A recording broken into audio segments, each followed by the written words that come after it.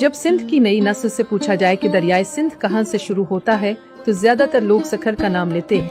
आज हम आपको दरियाए सिंध की असल हकीकत से आगाह करेंगे। दरियाए सिंध जनूबी एशिया का सबसे बड़ा और दुनिया के बड़े दरियाओं में से एक है, जिसकी लंबाई तकरीबन 3200 किलोमीटर है। ये चीन के इलाके तिब्बत में हिमालय के पहाड़ी सिलसिले की एक शाख कैलाश में वाक़ झेल मानसरोवर से शुरू होता है।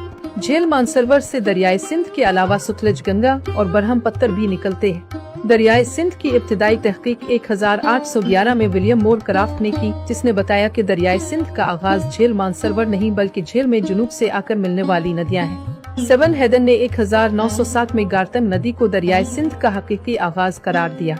दरियाए सिंध में दरियाए शीवक, दरियाए शीगिर और दरियाए गिलगित इसमें शामिल होते हैं। ये दरिया बाल्टिस्तान के पहाड़ी सिलसिलों से गुजरता हुआ पाकिस्तान के दीगर इलाकों में दाखिल होता है। सिंध की वादियों से गुजरता हुआ ये दरिया बिलाखिर बहेरा अरब में मिलता है। दरियाए सिंध को शेर दरिया भी कहा जाता है, जो उसकी तुग़यानी और ताकत की अलामत है। ये दरिया तारीखी लिहाज से भी अहमियत रखता है, क्योंकि इसके किनारे कदीम तहजीबें परवानचा है।